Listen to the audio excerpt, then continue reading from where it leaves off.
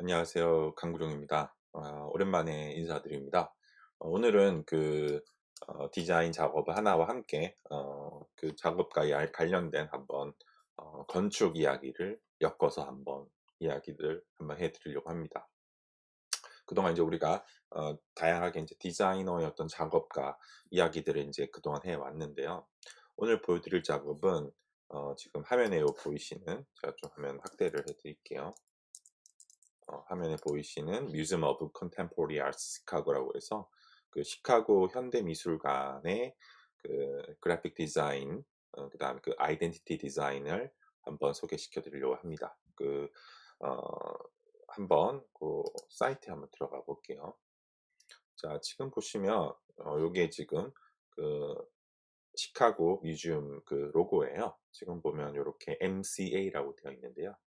독특하게도 그 로고의 그 서체가 하나의 어떤 그 형태를 가지기보다는 이렇게 직선으로 되어 있고 또 끊어진 저런 점선으로 되어 있고 굉장히 다채롭게 작업이 되어 있는 걸 볼 수 있을 것입니다. 그래서 딱 봐도 어떤 기존의 어떤 서체를 쓴 건 아니고 실제로 이 작업은 하나의 그 그리드 시스템에 의해서 탄생한 그 글자, 그래서 자율적으로 변하는 유닛에 의해서 만들어진 글자를 활용한 그런 아이덴티티입니다. 그래서 이 디자인은 여기 지금 보시면 한번 확대해 볼까요?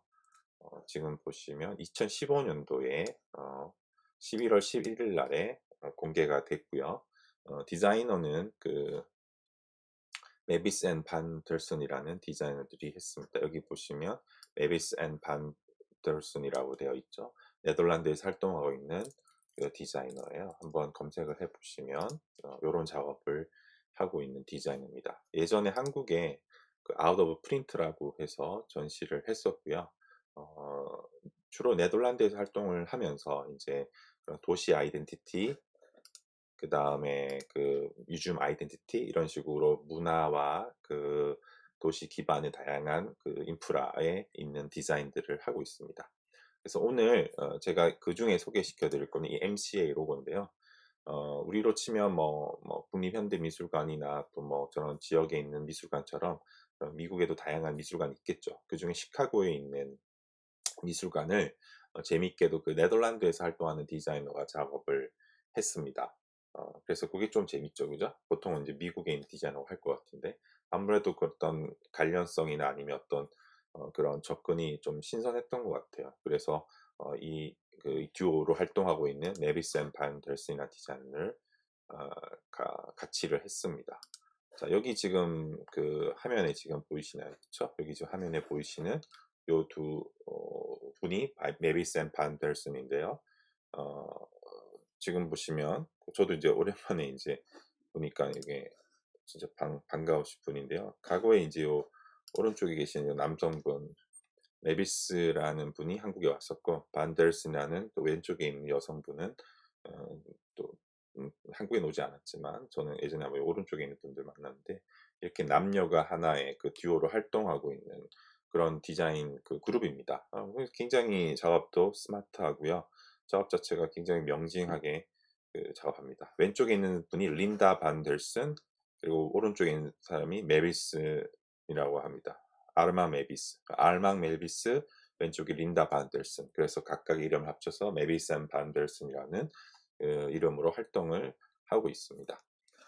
그래서 오늘 요 보실 요 그 로고는요. 한번 영상을 잠깐 한번 볼게요.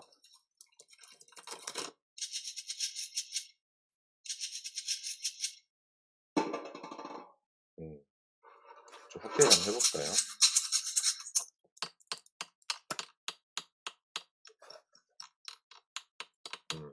굉장히 화면이 좀 커졌죠. 자, 어때요? 지금 그 뒤에 있는 격자무가 굉장히 많이 이렇게 겹쳐 있죠. 그리고 그 위에 글자들이 이렇게 나왔다가 사라지면서 하나의 이제 무빙 타입을 만들어내고 있습니다. 그죠? 이런 식으로 마치 딱딱딱 그 타자를 치듯이 글자가 탄생했는데요. 이 작업은 재밌는 이유는 하나의 그 그리드 베이스 시스템에서 만들어진 서체입니다. 무슨 말이냐면 이걸 하나 한번 보여드릴게요. 그러니까 여기서 지금 제가 하나 좀 확대를 좀 해드리자면 유닛 베이스드 디자인이라고 해서 유닛에 의해서 확장성을 가지게 만들어진 글자입니다. 이걸 한번 우리가 실제로 제가 한번 그거를 가지고 와봤는데요. 자, 뭐 사이트 들어가서도 볼 수도 있고요. 여러 측면에서 이제 볼 수가 있는데 여기 하나 지금 제가 이거 하나 열어볼게요. 자, 여기 이제 언론에 공개된 이 MCA 로고의 그 디벨롭 과정을 소개한 슬라이드인데요. 지금 보시면 지금 그 시카고 뮤지엄 오브 컨템포러리 아트 시카고 시카고 현대미술관의 요 외형이 이렇게 딱 보입니다. 근데 외형 자체도 지금 딱 보시면 어때요? 딱 격자무늬 그리드가 있죠. 그래서 아무래도 요 격자무늬의 요 그리드를 통해서 유닛 베이스의 어떤 아이덴티티 시스템을 만들어야 되겠다라는 것들을 직관적으로 생각을 했던 것 같아요. 자, 그리고 조금 더 이걸 확대해 보면, 그쵸, 시카고의 그 재밌는 점이 다른 도시도 물론 다양한 어떤 행정 절차를 밟겠지만 이게 시티 그리드 오브 시카고로 해서 시카고의 그 그리드 시스템인데 어때요? 굉장히 촘촘하게 되어 있지만 우리나라 그 강북처럼 뭔가 꼬불꼬불하지 않고 강남처럼 수직 수평으로 딱딱 그리드에 짜여져 있죠. 이런 식으로 이렇게 만들어진 그 이 시카고라는 지역성이 가지고 있는 이 그리드를 활용하는 이 방식과 그다음에 요 뮤즘 건물의 모양에서 요 격자 무늬를 활용하면 조금 더 관련성 있는 아이덴티티를 만들지 않을까라는 생각을 했던 것 같습니다. 그래서 쭉 넘겨보면 요걸 좀 더 확대해 보면 그 이제 건물의 그 평면도인 것 같은데 이 미술관 들어가 보면 요렇게 계단이 있고 그쵸, 좌우측에 대칭적인 구조를 가지고 있죠. 그래서 이렇게 룸이 있고 이런 식으로 경첩돼 있는데 요런 것들도 전부 다 격자 하나 스퀘어에 이렇게 딱 들어갈 수 있게 이렇게 설계가 되어 있습니다. 그죠? 이 플로 플랜 돼 있죠? 평면도가 돼 있죠? 자, 그래서 요 네모난 요 하나의 그 공간을 활용을 해서 요 네모를 하나 유닛으로 두고 확장성을 가지는 어떤 시스템을 만들어 보면 어떨까라는 그런 아이디어로 이제 발전을 했고요. 요 사각형의 격자가 조금씩 더 촘촘하게 나눠질수록 더 많은 유닛으로 파생이 되겠죠.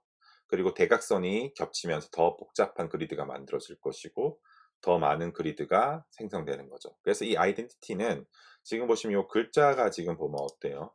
기본적으로 이렇게 끊어져 있죠. 이건 뭐냐면 각각 유닛이 결합되어 있는 서체라는 걸 알 수가 있습니다. 여기 보시는 Y나 E 같은 경우 보면 그러니까 이런 곡선과 수평선이 나눠서 분리돼서 결합되어 있는 거지 한 번에 한 붓 그리기처럼 쓰인 글자는 아니죠. 결국 이거는 글자라기보다는 이 그리드에서 만들어진 그 시스템에 의해서 이렇게 글자가 확장성을 가질 수 있게 이렇게 직선과 곡선 이런 식의 기초적인 도형들이 결합을 해서 만들어진 서체라고 볼 수가 있습니다. 그래서 이 엘리멘트들을 활용을 해서 지금 보시면 exposed grid라고 해서 이 노출된 그 그리드를 한번 쭉 보게 되면 그리드가 점점 이렇게 더 쪼개질수록 그죠? 점점 더 쪼개지고 그다음에 이렇게 대각선 그리드까지도 확장하면서 그리드가 굉장히 다양하게 되면서 유닛 베이스드 즉 하나 유닛에서 이제 만들어진 타입 베이스가 만들어집니다. 그래서 요게 굉장히 명확한 설명이 되어 있는 부분인데요. 이 동그라미가 바로 만들어지지 않고 1번 첫 번째 유닛에서는 이렇게 네 가지 사각형으로 원이 만들어지고 그래서 유닛이 이 두 가지로 만들어졌다라고 되어 있네요.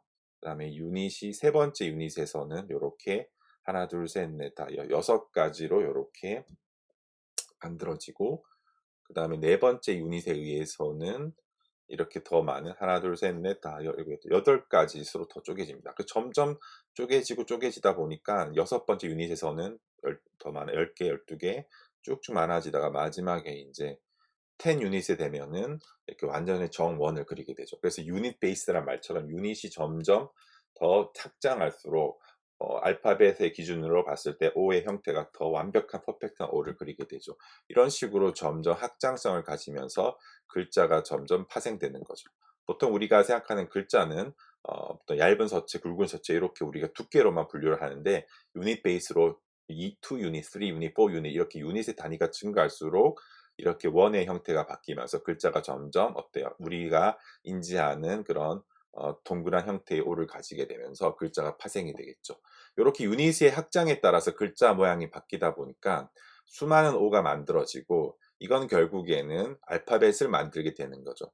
지금 보시면 여기 보시는 그 대문자 소문자에서 여기는 아까 말했던 한 3번 4번 유닛으로 만들어진 O가 있고 여기에는 두 번째 유닛에서 만들어진 O가 있죠. 이런 식으로 동그라미를 만들더라도 똑같은 원을 쓰는 게 아니라 대소문자 기준으로 봐서 소문자는 유닛이 적은 걸 가지고 만들었고 대문자는 대문자 유닛이 많은 걸 가지고 만들어서 개연성을 확보를 하죠. 그쵸?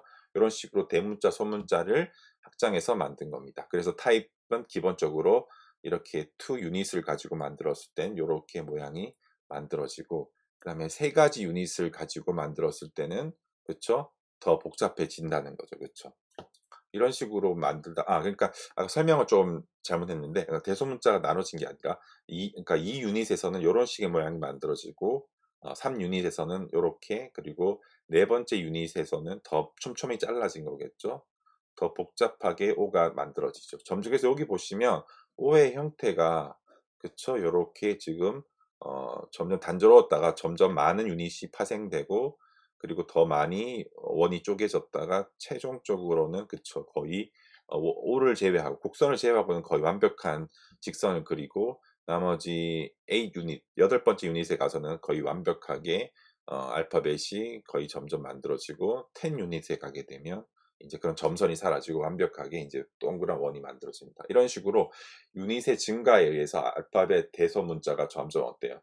확장을 하는데 두께가 커지는 것이 아니라 이건 독특하게도 이 알파벳은 타입베이스는 5의 형태를 기준으로 했을 땐 점점 분리된 O가 완전히 퍼펙트한 O로 만들어지는 그 과정 시퀀스를 그냥 임의적으로 쪼갠 게 아니라 그 유닛의 기준으로 만들어진 거죠. 그래서 아무래도 요걸 인제 한번 더 차근차근 뜯어보면 나오겠지만 처음에 한번 다시 한번 쭉 돌아가 볼게요. 돌아가 보면 여기가 제일 재밌는 거 부분 같아요. 그리드라고 해서 인제 그리드가 요렇게 처음에는 두 가지로 쪼개졌다가 그다음에 더 쪼개고 그다음에 더 많이 쪼개고 이제 이렇게 2의 배수로 계속 쪼개지니까 점점 많아지겠죠. 이런 식으로 유닛이 많아짐으로 해서 점점 그리드는 훨씬 더 복잡해지는 거고 이 유닛이 이라는 거는 이것을 유닛을 말하는 게 아니라 기본적으로 이렇게 쪼개져 있는 그 단계인 것 같아요. 요렇게 두 개 나눠졌을 때 기본적으로 그 2 유닛 그다음에 어 더 쪼개면 더 많은 것들이 나눠지니까 기본적으로 이렇게 유닛이 증가를 하는 거죠. 이런 식으로 유닛을 증가시키면 해서 기본적으로 O의 형태가 만들어지고 복잡한 O에서 이제 아주 심플한 O로 계속 가는 거죠. 그래서 요렇게 만들어진 요 알파벳을 가지고 기본적으로 쭉 보시면 뮤즘의 어떤 아이덴티티로 쓰는 거죠. 그래서 여기는 이제 아시겠지만 서체가 하나만 있는 게 아니라 유닛의 증가에 의해서 서체가 굉장히 많이 이제 발전을 하게 되는 겁니다. 자 그래서 여기서 인제 그런 레이아웃이나 이런 아니면 공간의 어떤 관련성을 봤을 때 어떻게 사용되는지 한번 보면 기본적으로 요거는 인제 지금 비율은 1대 1로 쪼갰을 때 요렇게 인제 왼쪽은 1대 1의 영역은 이미지 오른쪽은 텍스트 요렇게 배치가 되다가 이제 유닛이 인제 좀씩 증가하죠. 하나 둘 셋 넷 다 여 일곱 여덟 8가지 유닛을 가지는 요런 공간에서는 글자가 훨씬 더 어때요? 더 인제 좀 쪼개지죠. 그래서 요렇게 인제 쓰일 수도 있고 8개 유닛으로 쪼개졌을 때도 있고 그다음에 더 많은 그 공간을 쪼개 가지고 확장되죠. 그쵸. 굉장히 그래서 그 그리드 시스템에 맞춰서 공간을 이렇게 쪼개서 만든 것 같습니다. 그쵸. 이런 식으로 인제 미술관에 쓰는 어떤 행사나 그런 지침들 이런 것들을 보여줄 때 그냥 인제 레이아웃을 하는 게 아니라 요 그리드를 이용해서 처음에 인제 요 시카고 그 도시 그 지도를 바탕으로 공간을 쪼갠 것처럼 요렇게 공간을 쪼개 가지고 인제 리플렛도 만들고 아마 이런 그리드도 다 그런 기본적인 시스템에 의해서 만들어지는 것 같습니다. 그죠? 자 그래서 최종적으로 큰 배너나 포스터에서 이렇게 그리드가 활용이 됐고 이 그리드는 기존에 인제 그 시카고 도시와 건물에서 나왔던 그 그리드의 기본적인 아이디어를 바탕으로 공간을 쪼개 가지고 사용을 한 것 같아요. 그쵸? 그러다 보니까 굉장히 체계적으로 활용이 되죠. 이미지마저도 그죠? 이미지는 1대1 이렇게 나눠 가지고 배치가 되고 그쵸? 요런 식으로 모든 것들이 프로포션을 맞춰 있습니다. 제가 재밌었던 거는 요 인제 어떤 그 아이디 카드 이런 어떤 그런 명함 같은 건데 이런 거 보시면 어때요? MCA라고 되어 있는 데서 기본적으로 그 글자 자체가 요렇게 쓰이고 있죠. 그쵸? 음. 컬러는 총 4 종류 검은색, 빨간 흰색, 그다음에 노란색, 파란색 요렇게 사용을 했고요. 요런 식으로 색깔을 활용을 하고 있습니다. 그다음에 처음에는 요런 버전의 MCA도 있을 수 있을 것이고 조금 더 유닛의 복잡한 MCA도 있을 것이고 더 촘촘한 MCA가 나올 수도 있을 것이고 그렇게 해서 요렇게 곡선을 통해서 아이덴티티에 변화를 주고 있습니다. 그죠? 그래서 점점 유닛이 점점 많아질수록 완벽한 C를 형태를 만들겠죠, 곡선을. 이런 식으로 만들다 보니까 로고가 하나만 존재하지 않고 다양하게 존재하고 있는 거죠. 그래서 아까 봤던 그 영상을 한번 다시 한번 보시면 쭉 다시 한번 돌아가 볼게요. 그죠? 이렇게 공간이 점점 쪼개져 유닛이 점점 증가할수록 이제 그리드는 점점 더 복잡해질 것이고 그래서 요렇게 그쵸. 여기 지금 보면 C 형태가 계속 인제 아시겠죠? 처음에 봤던 그 영상에서는 그냥 글자가 멋있게 바뀌었네 이렇게 보이시겠지만 요 시스템을 알고 보면 이제 유닛이 2, 3, 4, 5, 6 이렇게 유닛이 증가하면서 여기 있는 곡선의 형태들도 점점 어때요?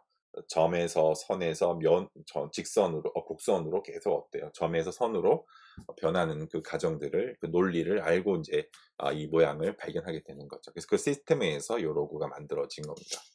자 그러다 보니까 그쵸. 이런 식으로 글자가 타이핑될 수 있고 그리고 되게 다양한 모양의 서체를 가지게 되겠죠. 하나의 서체지만 유닛에 의해서 쪼개진 상태에서 만들어지는 거죠. 자 그래서 오늘 요 보여드린 요 작업들을 기준으로 한번 보시면 여러분들 이제는 요런 작업들 인제 많이 보실 수도 있어요. 뭐 요즘에 많은 브랜딩에서 로고들이 그냥 고정돼 있다기보다는 계속 변화를 주는 그런 로고들을 많이 만들고 있는데 중요한 거는 요 작업이 2015년도에 나온 거고 지금으로부터 5년 전인데 그때 뭔가 인제 그 디자인에 대해서 많은 어떤 이런 변화들을 시도하고 있는 상태에서 제가 이 작업이 좀 좋았던 측면은 뭔가 너무 많은 어떤 기술적인 거를 하는 게 아니라 딱 그래픽 디자이너가 딱 할 만한 작업이었어요. 그러니까 어떤 그리드를 활용해서 공간을 쪼개고 그 공간 쪼갠 거에 개연성을 따라서 글자도 점점 쪼개진 상태가 더 세분화돼서 최종적으로는 어떤 계속 쪼개다 보면 인제 어때요? 완전히 이어진 선이 되듯이 그런 컨셉으로 점에서 선으로 확장되는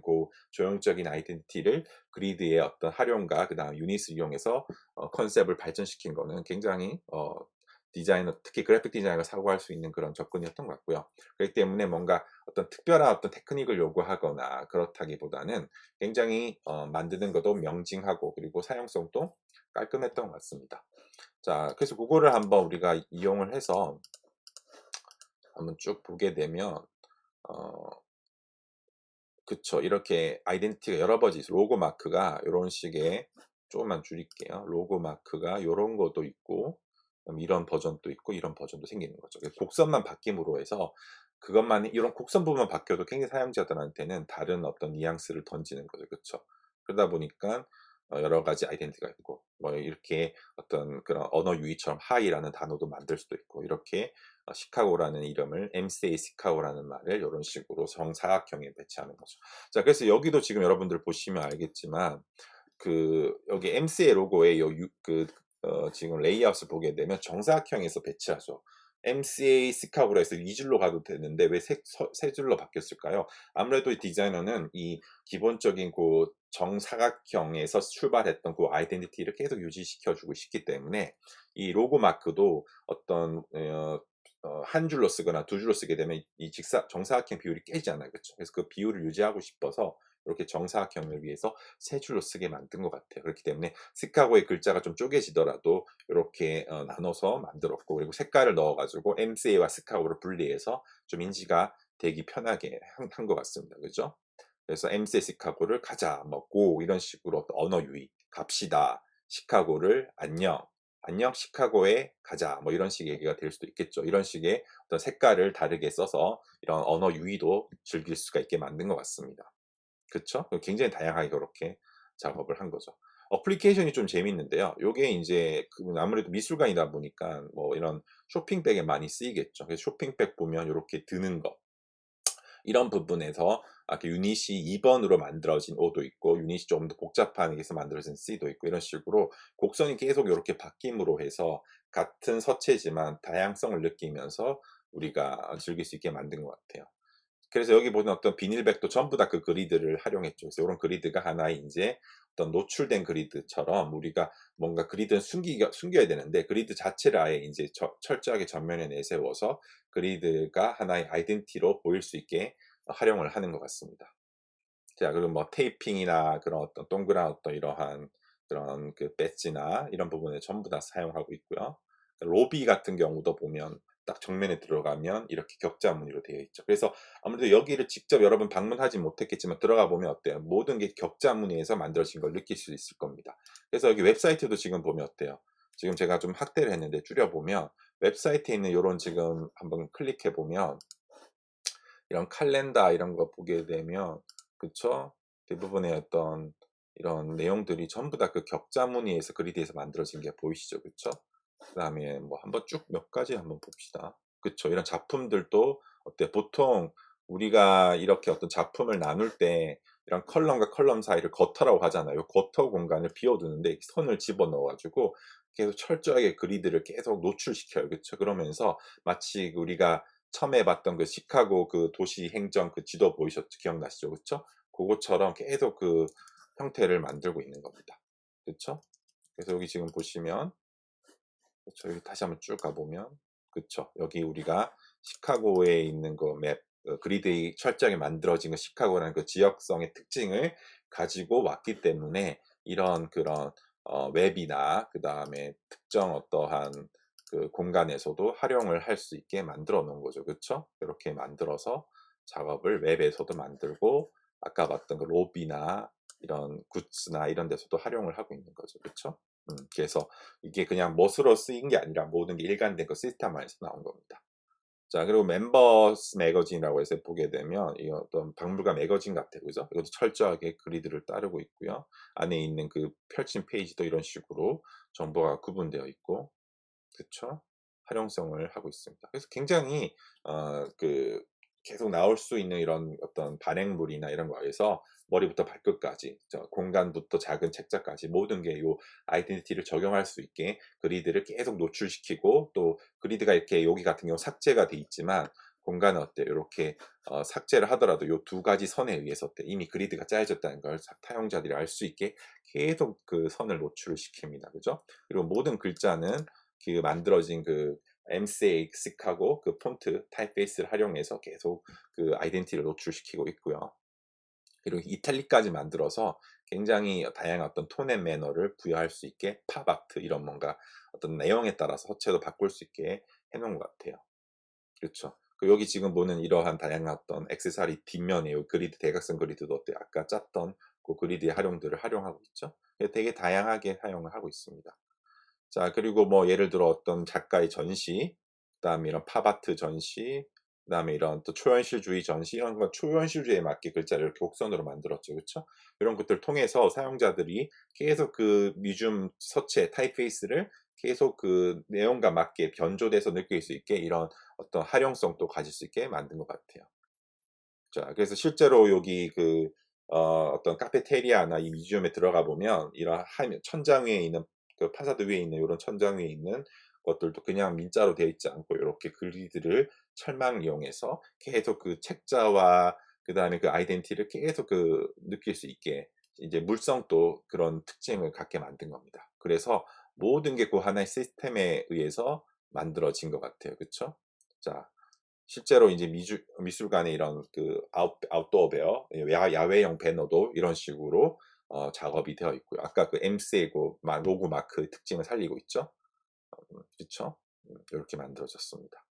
그리고 나머지 뭐 USB 이런 어떤 기념품들도 만들어졌고 여기 있는 티셔츠. 그래서 쭉 보시면 어때요? 우리가 많이 이제 어떤 브랜딩하면서 이런 전략들 이제는 많이 쓰고 있는데 미술관에서 이렇게 철저하게 시스템을 가지고 움직였다는 게 좀 이례적이었던 것 같고 그다음에 좀 더 활용성이 좀 돋보이는 그런 로고였던 것 같아요. 그러니까 로고가 예뻐서 좋은 게 아니라 이 작업은 뭔가 열려 있는 그러한 로고의 특징을 갖고 있는 것 같습니다.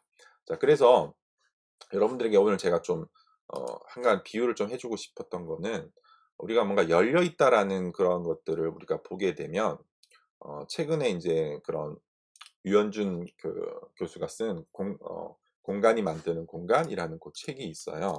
제가 얼마 전에 이 책을 한번 보고 재미있어 가지고 한번 실제 이 작가분도 한번 만났는데 이 책에서 제가 느꼈던 게 지금 메비스의 작업과 이 책에서 생각하는 사고방식이 굉장히 유사한 지점이 있어서 한번 같이 읽어 드리려고 한번 합니다. 어떤 내용이냐면 자 그래서 지금 요 화면에 보시는 요 지금 가운데 요 건물이 제가 한번 책을 한번 요거를 한번 저도 갖고 와 봤는데요. 그래서 쭉 보면 그 르꼬르비제가 만든 도미노 시스템이라고 합니다. 그래서 혁신적인 집이라는 뜻인데 이 도미노 집 요게 굉장히 건축에서는 유명한 건물 설계도 중에 하나인데요. 여기 지금 왜 중요하냐면 건물이 지금 보시면 이렇게 기둥으로 이렇게 올라와져 있죠. 그러다 보니까 가운데가 뻥 비어져 있어요. 이러니까 어떤 특징이 있을까요? 아무래도 정말 말 그대로 열려 있는 구조를 만들 수가 있는 겁니다. 즉 기둥으로 만들어진 거죠. 보통 서양의 건물은 벽으로 만들어져 있는데 동양의 건물은 보통 한옥 같은 거 보면 기둥으로 되어 있죠. 그래서 어느 게 더 낫다는 건 아니고 보통은 서양 건물은 벽을 중심으로 올라와져 있기 때문에 벽으로 만들어진 건물은 특징이 뭔가 이렇게 공간을 안에 내부 공간을 바꿀 수가 없어요. 예를 들어 아파트가 대표적인 벽으로 지어진 공간이잖아요. 그러면 아파트에 여러분들 보면 거실, 안방 이런 거 전부 다 구분돼 있잖아요. 그래서 벽을 움직일 수는 없다는 거죠. 그런데 이렇게 만들어진 도미노 시스템은 어때요? 가운데 이제 파티션을 놓게 되면 방을 또 만들 수도 있고 방을 늘릴 수도 있고 자유자재로 간다는 거죠. 그래서 이런 식으로 만들어지게 되면 아파트도 훨씬 좋겠죠. 왜냐하면 남들과 다른 식으로 공간을 쓸 수가 있으니까. 이게 가능한 이유는 이 기둥으로 만들어졌기 때문에 마치 우리가 아까 여기 메비스 앤 반델선의 이 M스의 로고랑 유사한 점은 이 동그라미가 이게 딱 닫혀 있는 구조가 아니라 원의 형태가 계속 이렇게 유닛이 증가하면서 닫혔다가 열려 있다를 반복하기 때문에 어때요? 굉장히 확장성을 가지는 건데 마찬가지로 이런 도미노 시스템의 이 건물도 확장성을 가지는 시스템을 가지게 된 거죠. 이 철근 콘크리트 때문에 그죠? 그래서 요렇게 기둥으로 만들어진 거기 때문에. 자 그래서 어때요? 가장 큰 특징은 창문이 엄청나게 커질 수가 있는 겁니다. 그래서 과거에 여러분들 왕자의 게임 혹시 아시나요? 미드 왕자의 게임 보시게 되면 왕자의 게임을 제가 한번 성벽이라고 한번 검색해 볼게요. 이런 데 치게 되면 어때요? 되게 재밌게도 이렇게 큰 건물에 창문은 요만해요. 그쵸? 그럼 왜 창문을 크게 못 지었을까요? 중세 시대 때는. 아마 이렇게 벽돌로 지어졌다 보기 때문에 벽으로 지어졌기 때문에 창문을 크게 낼 경우 어때요? 무너지게 되겠죠? 자, 그렇기 때문에 지금 언급해 둔 이 도미노 시스템이 왜 혁신적이냐면 이 가운데에 엄청나게 큰 창문을 열 수가 있어요. 자, 그래서 실제로 그 책의 제 일부분을 하나 가지고 왔는데 이게 판스워스 하우스라는 건물인데 이게 아마 필립 존슨인가? 그 건축가가 만든 걸로 알고 있는데 지금 보시면 제가 이거 한번 확대해 볼게요. 판스하우스 한번 검색해 봅시다. 여기 있죠. 그죠? 어 미스 반데로웨가 만든 거네요. 죄송합니다. 미스 반데로웨가 만든 건물인데요. 지금 보시면 어때요? 그쵸? 창문이 굉장히 요거 한번 확대해 봅시다. 자 요거 한번 지금 보게 되면 어때요? 창문이 엄청나게 크죠. 이렇게 시원한 건물을 지을 수가 있는 거죠. 그래서 뻥 뚫린 집을 짓는데 이게 우리가 알고 있는 한옥이랑 굉장히 유사한 경우죠. 우리나라 어떤 우리 사극 보게 되면 이런 그런 양반들 집 보면 전부 다 기둥으로 되어 있고 중간에 뿡 열려 있죠. 이런 식으로 서양의 건물이 동양을 닮아가는 거죠. 이렇게 열려 있는 구조를 가지게 되기 때문에 이거를 유리로 쓰느냐 아니면 벽으로 쓰느냐에 따라서 막힐 수도 있고 열릴 수 있는 거죠. 이런 식으로 그 공간을 보게 되더라도 우리가 메비슨 반데슨 작업과 한번 유사성을 찾아보면 이런 우리 그래픽 디자인이나 이런 아이덴티티도 뭔가 어떤 하나의 고정된 어떤 아이덴티티나 로고보다도 확장성을 가지는 로고 또는 시스템을 의해서 이렇게 글자가 확장성을 가지게 되면 되게 활용성도 높아지고 사람들은 다양한 형태를 맛보게 되는 거죠. 마찬가지로 건물도 우리가 쓰는 이 공간도 어떤 닫혀 있는 공간이 아니라 이렇게 열려 있는 공간으로 우리가 설계를 하게 되면 내부 공간은 굉장히 자유롭게 설계할 수가 있는 거죠. 이런 식으로 여러분들이 어떤 이런 디자이너, 특히 이런 그래픽 디자인의 생각이 디자이너 혼자의 어떤 독단적인 생각이라기보다는 다른 분야와도 굉장히 접점이 맞는 걸 알 수가 있습니다. 자, 그래서 제가 앞으로 이런 식으로 건축가의 어떤 이런 작업 또는 다른 분야와 그래픽 디자인 어떤 관련성이 있는지가 한번 앞으로 계속 한번 찾고 싶은 주제가 있는데요. 그런 주제가 좀 생길 때마다 이런 식의 어떤 접근을 통해서 한번 디자인 작업과 다른 분야의 어떤 공통성과 유사점을 같이 한번 읽어드리는 그런 크로스 읽기를 한번 이번 새로운 어떤 디자인 읽기부터 한번 해 보도록 하겠습니다. 자, 끝까지 들어주셔서 감사합니다.